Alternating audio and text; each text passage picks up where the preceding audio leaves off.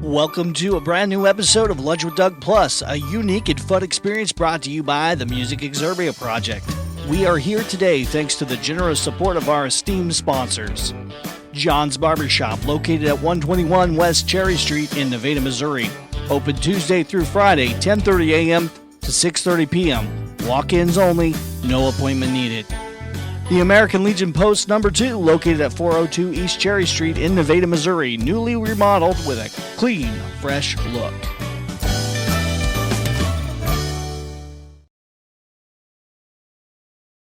Welcome back to another episode of Lunch with Doug. And as promised, if you saw the headlines, you saw the promo, you know today's the day. We have the one, the only Stacy Antonel on the show, and I'm so excited. How are you, Stacy? I'm good. Yes, just went to the pool today and had a cocktail, so feeling good. Nice. That usually makes it a lot, softens it up for the crazy questions that you're gonna get asked on Lunch with Doug. So, you have been on the show before. Some people of our in our little world here are very familiar with you and listening to you every day. I know they subscribe and love you. But for those of you that have never met the one and only Stacy, let's talk about it. You're in Nashville now. You're doing country music. You're amazing. You were formerly known as the Ginger Cowgirl, right? And I Yep. love that moniker. Some of those tunes are fantastic. So you've done some new stuff. You got some surf music out, surf country, and it's very fantastic. So okay, there's my overview. Tell us what's new. What's new in the life of Stacy? What is happening? Well, basically, the surf stuff is the newest thing. I released it in April, which feels like forever ago, but it was just a couple months, so I need to keep reminding myself. It's still new. I can still promote it without being an asshole. So, yeah. Yeah, basically, I just kind of got obsessed with surf rock, and already obsessed with classic country and like with jazz. So I did surf rock covers of like two classic country songs and one jazz standard. It's very like mid-century modern, verby guitars, just almost kind of like like tiki vibes. I'm very colonialist. I love being a colonialist. No, I'm just kidding. It's very Kind cool. of feeling bad about I that. Sort of jet set World War II, ethnic, whatever rhythms. A lot of Latin rhythms that I love. yeah, it's very cool. I love the guitar tones, of course, and all that stuff. It's fantastic. When I heard it, I was like, yes, this is cool. I've never heard anything like it. So I'm Oh, thanks. really into hearing like a new kind of idea, Hmm. and I was like, oh man, I was like, Stacy's on to something here. So now you got to do some of your big tunes that you've done before. Now you got to do them in that version, right? That I was style. thinking about that. Yeah, I really was because I'm not ready to like leave my surf rock era yet because it's just like the visuals are so cool. I just obviously a lot of shit was wrong in America in like the 50s, but the music was right and like the aesthetics were good. Yeah, bowling shirts, all that shit. I love that stuff. So, yeah, I'm not sure it's worth the money probably to like re-record my Yeah. own songs and I don't know. I was thinking about like just doing some new originals in a surf rock style that I haven't released yet, but yeah. Well, we'll totally take what we can get. How about that? We won't pick and choose at this point. We'll just but the reason I said that is because what is the song you had right about you just moved to Nashville in the song anyway. I don't know when it came out exactly, but there's a couple versions of that. There's the album version and then there's this version of you and there you guys are playing it live. And I love that version. It's like a live studio version. It's really cool. Always the outsider? Or is the It's Town music problem? Yeah. it's the one about six weeks in Nashville. Yeah, that Love live that song. version is super cool. It's It's better than the very album version for sure. I liked it. And so that's when I was hearing that. I was like, oh, what would this sound like as a surf version? Hmm. So but Yeah. I get what you're saying. I know it's a costly process to you got to be real particular, I assume, about what you're putting out, what song you're gonna put money into and all that stuff. So Mhm. yeah, I get it. So you are doing any live shows down there? Yeah, I just played last night. I've got like two or three more shows this month. I'm actually heading to Buffalo, New York at the end of the month, randomly, to play a couple shows there. But yeah, I'm kind of off the road this year, mostly, although I am doing a Texas tour in September as well. But mostly I'm trying not to tour and just stay in Nashville and build community here, play Yeah. shows. I Yeah. did see, I think it was your TikTok. I was watching you were out in California for a while. Did you do some shows out there too while you I were did there? a ton of shows out there. To me, like California doesn't really count as going on tour because it's where I'm from and I just stay at my mom's. So it's like, I don't know, it's Right. easy, cheap. So yeah. Yeah. That's Yeah. okay. Nothing wrong with that. You gotta look at the profit margins on touring, of course. So There aren't any. Spoiler alert. Okay. yeah, for anyone looking to get in the music business, the profit margins are very small. Unless you're touring solo constantly, which honestly, I'm so tired of bartending right now. I'm like, maybe I'll just quit and just tour solo across the country for a couple months and like sleep in my car. And I don't know. I don't know what to do, Doug, but I know I'm tired of working. Yeah. Okay, so the viewing audience, this is our shameless time to talk about what the viewing audience can do to make Stacy's life better. Do that if they want to book you. Where do they do it? If they want to buy your record, are you selling records or are you selling merch? Probably. I have merch. I don't have like vinyl, but I do have CDs and a new t-shirt design, which everybody loves. And AI did not design it. So you're supporting people down the chain. But yeah, just my website has everything, stacyantonel.com. Real people made her merch. Go there. Let's talk more about Stacy Antonel's future in the music industry. So have they got you one of those stars in Hollywood yet? Not quite yet. No, no. Is that kind of in the works? I hope so. I mean, I need to like be better. I need to release more music. Yeah. Yeah. Art is I don't know. It's hard. Art is hard. It's not hard, it's just Yeah. time consuming, you know? Yeah. Yeah. So I'm gonna dive in really real right now. So what I'm getting when I'm watching your TikTok videos recently, but right now it seems to me like you're kind of in this pocket. You're like, maybe you're not sure what's next. Are you in that point where you're kind of like, what is happening in that? Yeah, I feel like everybody's always in that point. Like I don't know Yeah. any artist, all my artist friends, it's like it's a cycle, you know, you write the record, you record it, you release it, you promote it. It always feels like at any time you could just be like, this is not worth my time and stop. I'm always like, am I gonna quit? I like what would I do if I quit? I was having the same inner dialogue today. Like, because I want to quit bartending, I'm like, maybe I should get a real job. But then again, I'm like, what would I do I don't know. It's Well, yeah. making music is a real job, Stacey.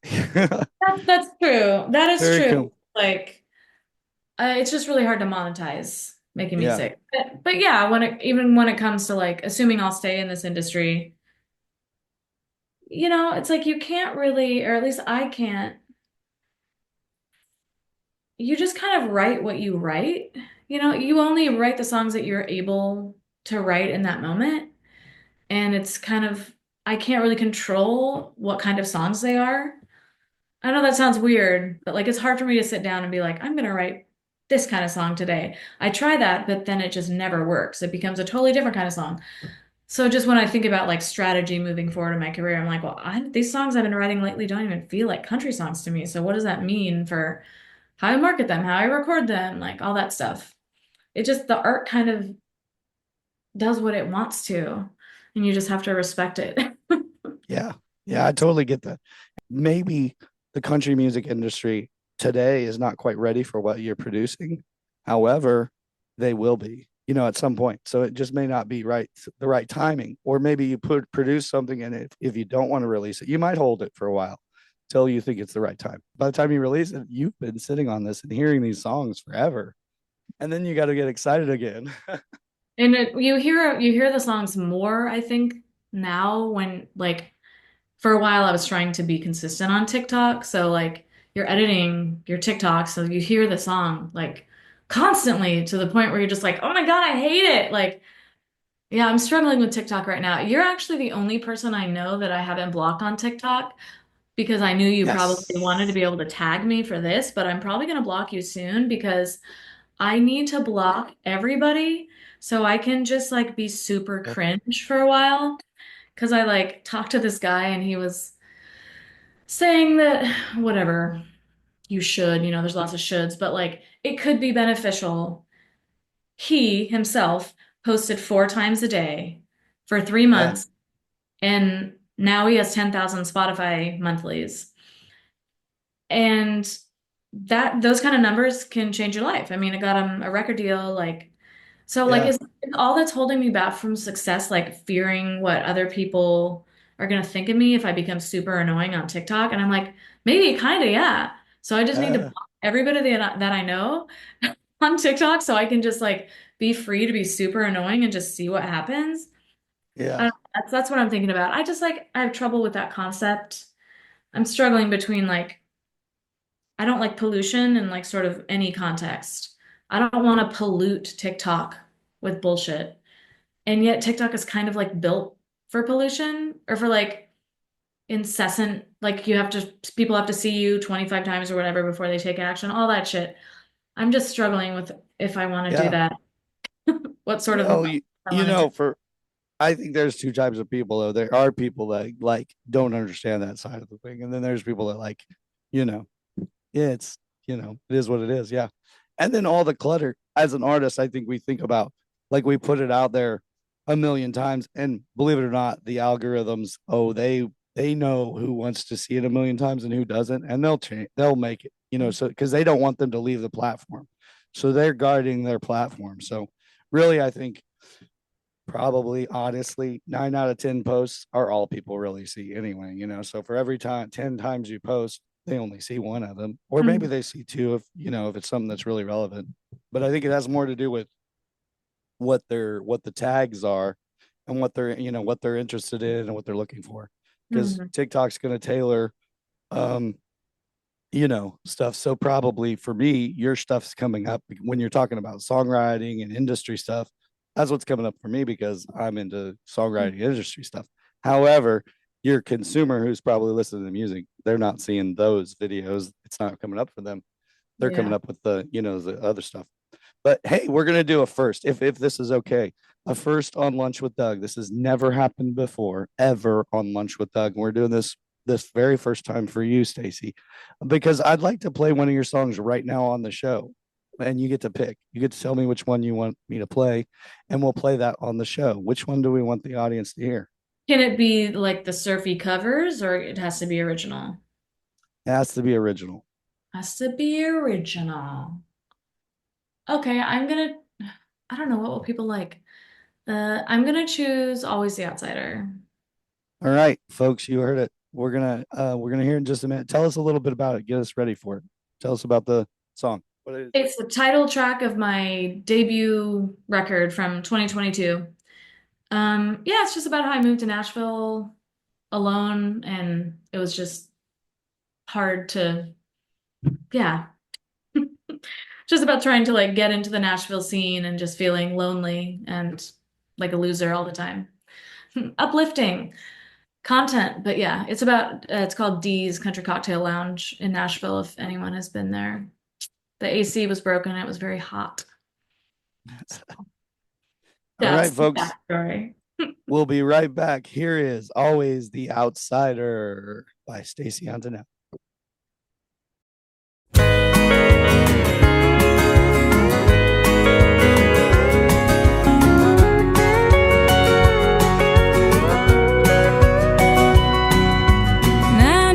Degrees. It's midnight in Tennessee. Sweating in the herd cause the bar has a broken AC. Faces swimming by, glowing in the colored light.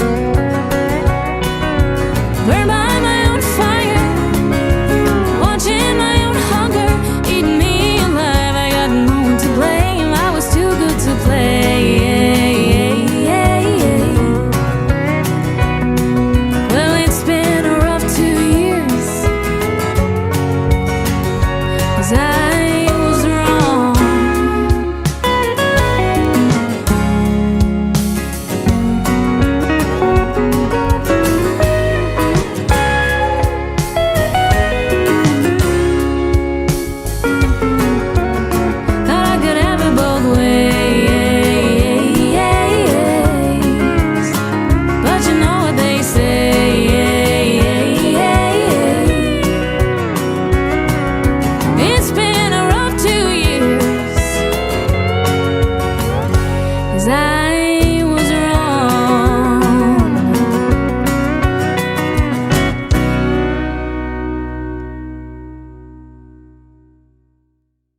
All right. So that I've heard that song before, but that was fantastic. Always the Outsider by the one and only Stacy Antonel. Yes, that's a great song. Actually, that was the first one I really got into when I first discovered you. I think that might have been the one that I found, and I really liked it. That's a cool song. Thanks. Yeah. So yeah, so you're on Spotify, you're on all the major platforms for music. They can go follow you, like you, listen to it all the day long. And they can obviously find you on TikTok until you block them. No, Well, I won't block them because I don't know them. if you don't know Stacy, you won't get blocked. But if you're damn it. There we go. Well, there we go. You know, well, it happens. You won't be the first one to block me. No, just oh, I've only been blocked, I think, 3 times in my life. So, and I probably earned each one of those. So, How do you know if you've been blocked? Because they don't tell you. You just well, you never see them again. You're like, where do they go? They Yeah. don't exist. That's how you know. You're like, they either literally don't exist, they self-imploded, or I got blocked. One of the two. Yeah. Or they unblock you and all of a sudden they come back. That's happened too. They're like, oh, I'm sorry I blocked you. Yeah, I figured you did because you all of a sudden disappeared. Now you're back. No, it's great. Okay, enough about that. Tell us what else is new. What else are you going to be doing soon? Musically or unmusically? Starring in any movies? No. No movies. I'm a terrible actress. I learned that in high school. I am about to film a music video for one of my songs.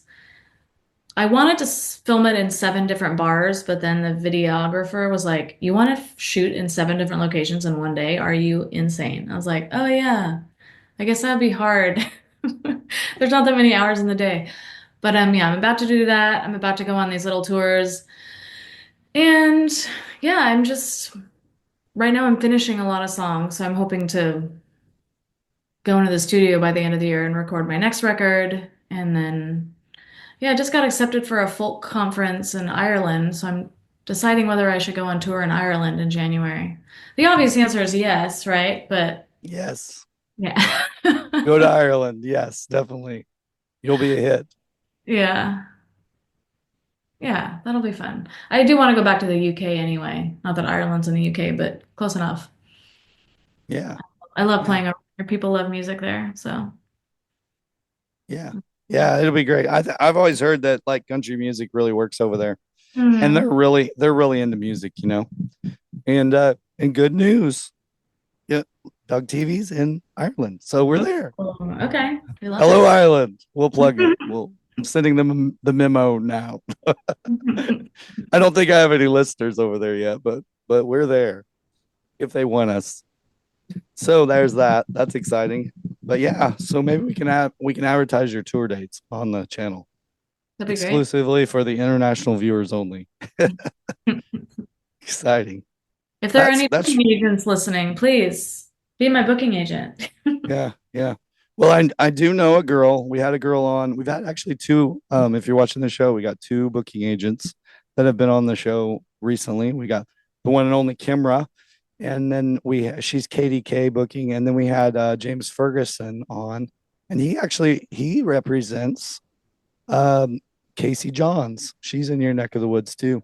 That's one of his main. He's really like he's her whole thing. He's a record label and everything on her. But then he also represents some other artists that he doesn't do all that with as well. He's a really cool guy. He's from Kansas City, and he was talking the other day. Actually, I don't think his show's aired, so your show may actually air before him. But anyway, he'll be on. And Kimra is also an artist. She's an artist as well as a booking agent. And I think her only artist that she does a lot in Nashville, but I think her only artist that she has that's like there all the time is a girl named Kate Christine. Kate Christine, I think's her name. Okay. She's very young. She's going to college there at the Beaumont, I think's the name of the college. Belmont. Yeah. Belmont is how you say it. Sorry, yeah. Yeah, she's a first year student there, but she's been making music for about 3 years, and she's fantastic. She's doing pop music. She's awesome. And Pretty that's young. Wouldn't it be amazing to be 18 again? yeah, it was really fun talking to her because, her and she's really got a good head on her shoulders, like just for being so organized. And really the music industry is really awesome right now, I think. I mean, I don't know, how long have you been doing it? Uh, I mean, I like started singing in 2010 when I lived in Argentina, but that was just like, not serious. I feel like I've been seriously doing it since 2017 when I first moved to Nashville because I hadn't really written songs before then. So that was my decision to like move here and like pursue being a writer instead of like just singing covers and wedding bands. So yeah, I guess almost 8 years. And it's a 10-year town, so 2 more years to go, and then I'm gonna be famous, Doug. 10-year town. I like that. Well, that's pretty common. I mean, Rob Zombie, White Zombie, it was a 10-year deal for them before they got their first major deal. So yeah, you're right. That's about right. A lot of people don't know that either, but yeah, that's a pretty real statistic. Yeah. I saw a Seth Rogen quote on TikTok the other day, and it was like, the people I know that are successful are just the people that didn't quit. And I keep telling myself that I'm just like, it's really just endurance. How long can I stay in the game before all the other people drop out and leave me as the victor? Yeah, Not the victor, but right. Yeah, no, I totally get that. And I mean, I have tons of thoughts that are probably crazy, worthless thoughts, but yeah, it's like so I guess the bottom line is like there's people that are just gonna do it, and there's people that aren't really. And we used to have a saying, we were like, some people just can't hang because they wouldn't. That wasn't mine, that was a friend of mine, but some people can't hang. They give up, and because it's not 100% what they are. But people like you're like the real deal. You're 100%. You're still gonna be musical whether you're doing something else, whether it is your full-time gig or not. You're still going to find time to be musical because it's in you. It's like the theater people. So many people are amazing theater people, and that wasn't their career choice, but they found something else that they were very successful in the professional world, but then they still have a lot of time and commitment. Every weekend they're there at their local theater. Sometimes they're just there, you know, washing the freaking dishes at the concession stand just because they want to be around it. And then they'll be in a play once a year or whatever. But yeah, it's just in them. They just need to be part of that. So that's what you are. You are a lifer, or at least that's what I think. I think you're probably right. Yeah. I mean, I don't know. I have a lot of other interests in life. So, but nevertheless, it just feels like I just feel like I'm supposed to be doing this. It's more of a sort of cosmic calling is how I see it now. I mean, how arrogant to think the world needs what I'm offering, but maybe it does. I think like that a lot. And I've taken some. Not really. People really don't bother me about it anymore because I've been doing stuff for so long. They're just like, yeah, he's not gonna give, he's gonna do it. So now it's more like people are like coming up to me and they're just like, damn, dude, you are freaking amazing because you just like nothing stops you. Like they'll hear about some shit. I'll have some crazy thing and everybody thinks, oh man, that was like epic failure. This guy, he's out, he's done, he's knocked out, KO'd. And then 2 days later, I'm like 7 times better than I was, last week. And they're like, holy cow, there he is. That guy he's not quitting. And I mean, you think about it like that's how you got to be. I mean, when you're a football player and you're on the football field, somebody told me this. I'm not that much into sports. I wasn't really good at sports as a youth. But what they said was, and it really resonated, like when they make their play, and they're there on the line, and they're huddled up, every play that they're making is intended to be a touchdown. They're not intending to not make a touchdown. Everyone is intended to be a touchdown. Now, however, there may be a roundabout, and they may say, we're going to do this probably because of that. There's that one time where they throw the ball out of time to get the time clock to stop. But ultimately, every time they get there, they want to go all the way to the goal. That's their objective. They're not saying, "Oh, we're gonna get the first down." No, we're gonna get the touchdown. This is how we're gonna do it. We're gonna get the first down. We need to do it a select full because we want to make sure we get the first down. So we're gonna run it this way to make sure we get the touch or the first down, but we're also going for the goal. And so that's every song. Every Mhm. time you make a song, you're making a hit in your world, right? Mhm. Yeah, you're right. That's So how you get basically what you've got is you've got all these hit songs that you've made because you played the play to make hit songs. They just have not arrived yet, but they're waiting. Or they're a hit somewhere in Yeah. some regard of where they land. They're hits. Yeah, somebody recently commented on the song, the 6 Weeks in Nashville song. They commented on that video that not the live one, but one of the videos that I released in like 2019. And they're like, just a random person was like, you should re-release this and see if it hits right now.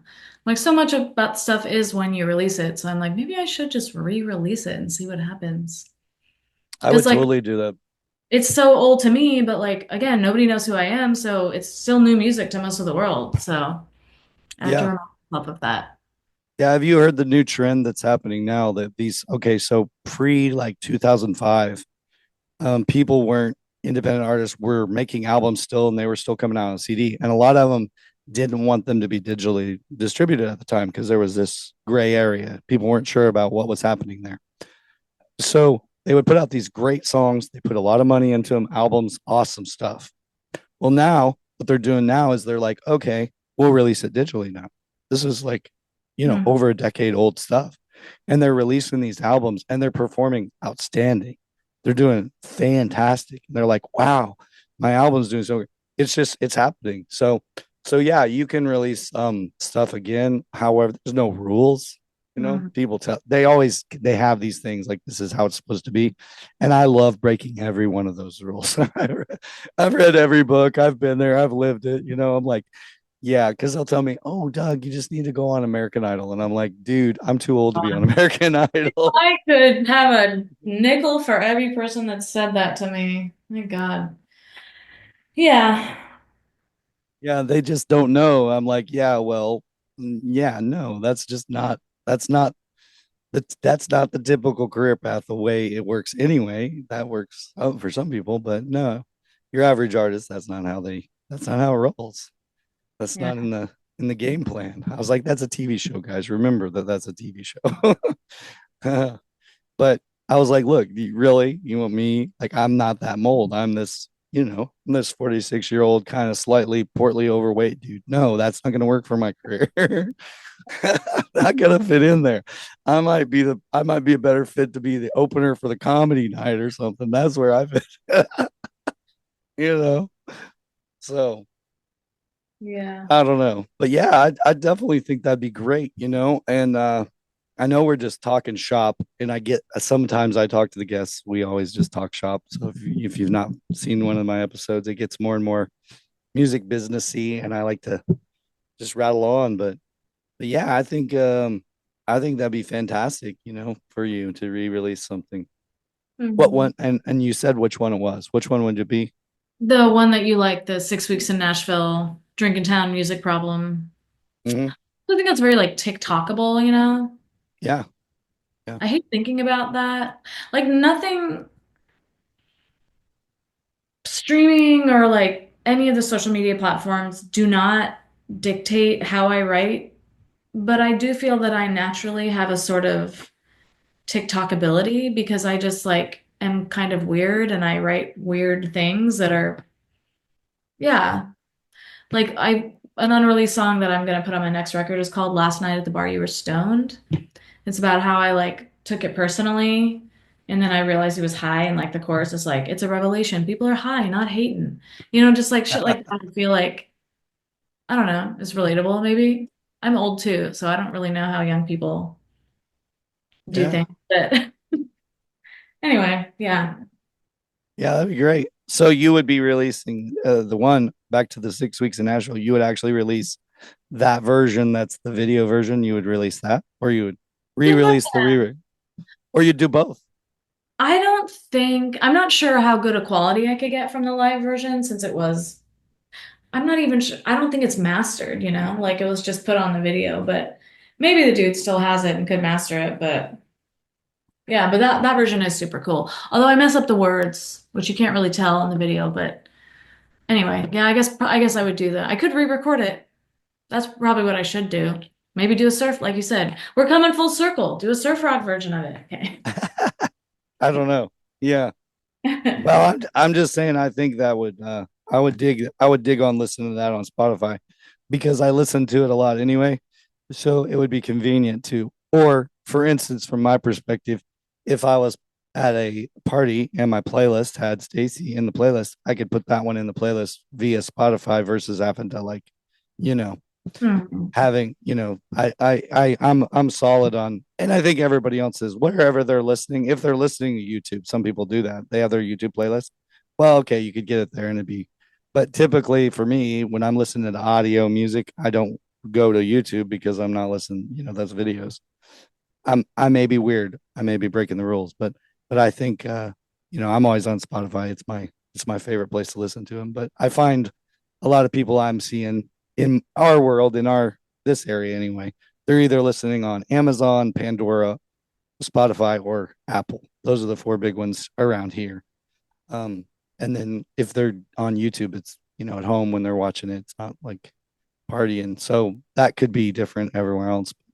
But I like it when I can pull them up from Spotify. And I like it like even I think I'm into these like now they've got these new and I've saw some artists do this because it's trendy, but they people like kids like to speed up the song and they play it faster, right? This is fun for them. And I did this when I was a kid too. Well, so now I see artists that actually release it that way. So they got their regular version, and then they got the sped up version. And at first I was like, that's really corny. But then I was like, wait a minute, that's actually a really good idea that they released it as a different version. And I was like, that's kind of cutting edge. And I was like, I'm gonna If do we're that. States.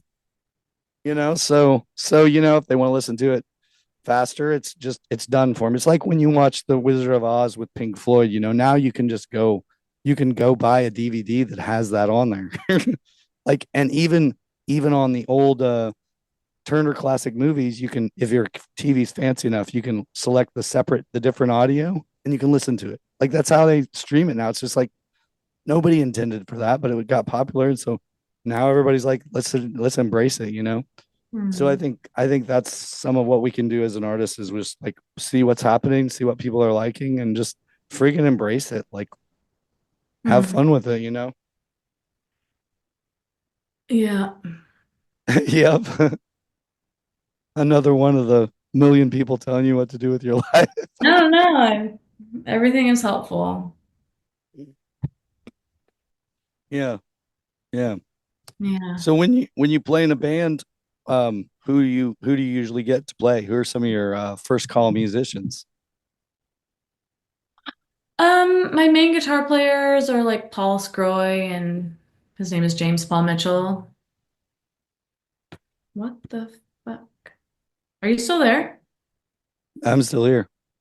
That was weird. Like you went away, I think because my mom. Okay, there you are. It like Mhm. I thought it had, yeah, doesn't matter. My mom called and it showed up on my phone. Yeah, those guitar players. As I'm getting more surfy, I need like guitar players that like know their way around a pedal board and like want to go super. My take on surf rock is like to be almost obnoxiously on the nose. Just like more reverb, like the max amount of reverb till it sounds ridiculous. Like I'm not a very subtle person, so yeah. And yeah, other than that, most of my players sort of change because that's just the nature of Nashville. People are on the road and they can't do it, and there's not a whole lot of band cohesion in this town. Like people are rarely in bands. It's more just like one person that, like me, an artist who's paying everybody to be in the band. Yeah. Yeah. Well, let's just hypothetical. Let's say right now, all right, so you get a big gig, like a high profile gig, and are okay. I'm gonna get the best people I want in Nashville. Who would your like dream Nashville band be for this high profile gig? Probably James on guitar. I would have my friend Tony. He played drums on the surf rock stuff. He's actually San Diego based, a jazz drummer primarily, but he'd be my jazz guy. Joe Reed on bass. He used to play for Merle Haggard, and currently he's on the road with Leroy Parnell. And then, yeah, what the fuck? Why people be calling me, Doug? Okay. I should have put my shit on Do Not Disturb, obviously. Okay. It's all right. It doesn't pick up any background stuff. It just picks up Zoom for me. Okay, cool. You're good. You're good. It doesn't hear anything except your regular mic there. Nice. And my Oh cursing. yeah. Cool. No, that's okay. We can curse on the show. It's fine. That's fine. That's so that sounds very cool. Like, yeah, I like to hear about the musicians because those guys really work out really hard down there, and they're always doing stuff. And I know what you're talking about there. They're just looking for the next gig and they want the whatever, and the ones that are more high profile get the bigger high profiles all the time because they're awesome. And yeah, but anything's possible, whatever you want, whenever you want. Sometimes you just ask and you receive. You're like, yo, you come on. And they're like, all right, fine. I'll take the day off. I feel like you have some of that bargaining power. Probably. You probably don't realize that you probably got more like, hey, come on. You just got it. Me and my friend, we have a thing. We call it make it happen. And you're just like, dude, make it happen. And that just means, whatever the shit is going on, get rid of it because this has to happen. This is important. Yeah. And so we've made a lot of things happen that way. So, and you can too. You probably already have, but you can too. Yeah. So let's listen to another song. What's our next tune? We're going to play another song here. How about Planetary Heartache? This is I my love yeah, my brand. I was just thinking about my brand today because I heard somebody say on this podcast that you have to be able to say what you are in 3 words. And I think one of those words has to be like alien. Because so many Alien. but maybe like cosmic. Yeah. Some reference to the fact that all my songs are like alien-y and I wear alien antenna in all my shows. Anyway, this is literally a song about an alien earthling romance. So, yeah, true story. Planetary Heartache. Love it. All right. We're going to hear it. You heard it first here on Lunch with Doug.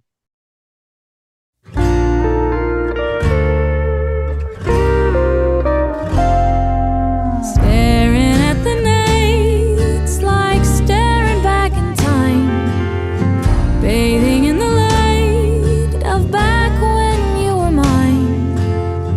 You're hearing the breeze, the sand in the bed sheets.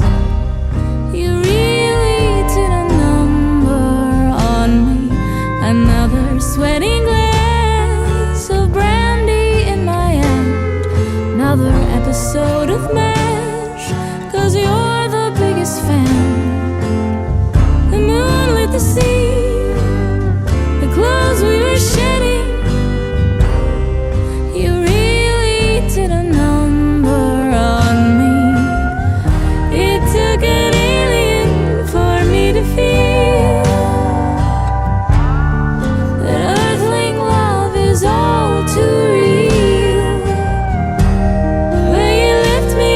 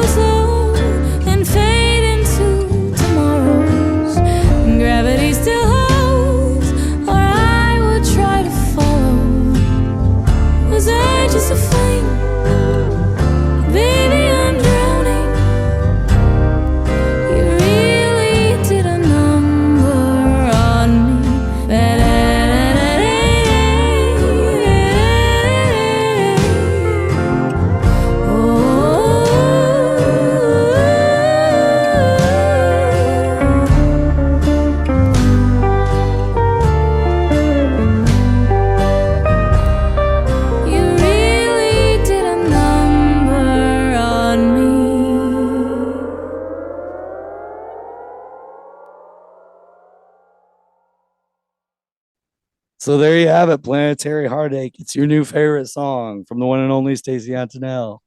Yay. Yeah, the best song I've ever written.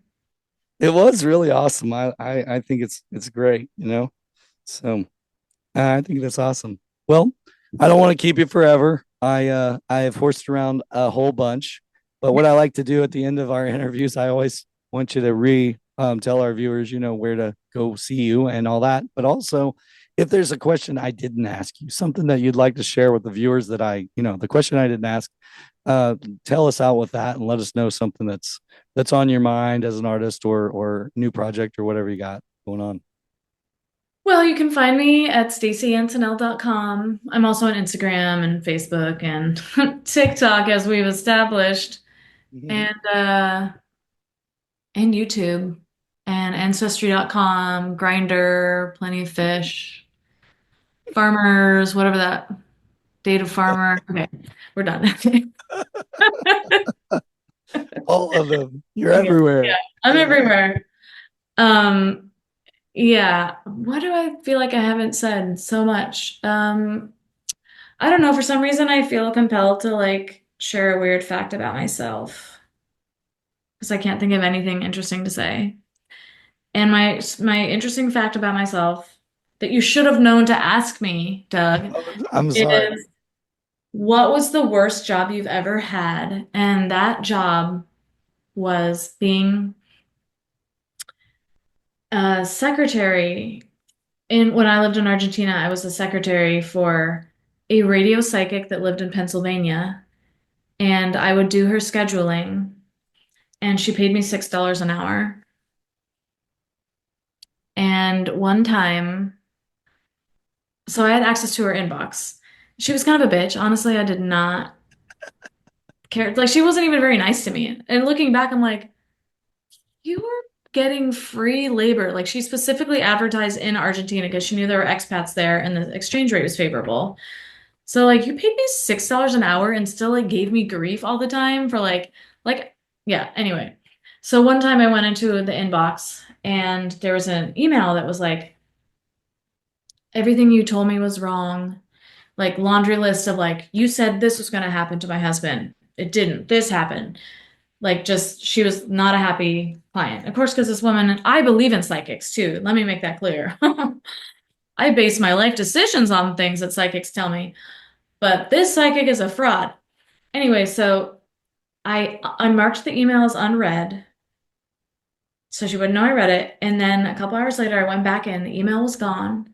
It wasn't even in the trash. She had deleted it from the main. Then she deleted it from the trash. She completely got rid of this email that exposed her as a fraud. I guess just so I wouldn't read it, which is weird. Why would she care what I thought? Anyway, that's random and not at all music related. Sorry, I wasn't in the Yeah. psychic thing to ask that question. Were you channeling me for that question? Yeah. I was channeling a divine nameless source. I'm sorry, I didn't hear the communication. I'm under the weather today. That's what the problem That's is. true. My pineal gland, as I was called, it's not working today. It's off. I brushed my teeth with fluoride today. Uh-oh. I'm out. Oh no. You better do what RFK says, bro. Yeah, that's right. Fluoride. I'm totally. Actually, that's funny that I shouldn't share this, but I really buy into that. Like I'm like fluoride, no, like because I agree, actually. Yeah.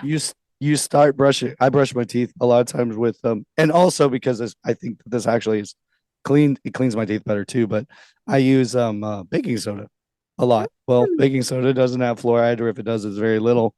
To my knowledge, it doesn't have any fluoride in it, but And that I makes will your have teeth whiter, noticeably whiter.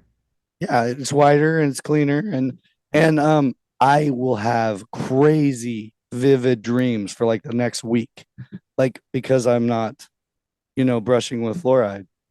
Yeah, it's crazy. Yeah. Yeah, it's real. It's very real. Interesting. Yep. Yeah, and I even looked into like okay, like you can't filtering it out, it's very difficult, but you get filters that limit the amount of fluoride in your water, like when you're showering, because it absorbs in your body, right? So I'm actually looking into maybe even getting a filter that will help filter out most, not all, fluoride in my water, just so I've reduced fluoride. But I definitely notice a difference between.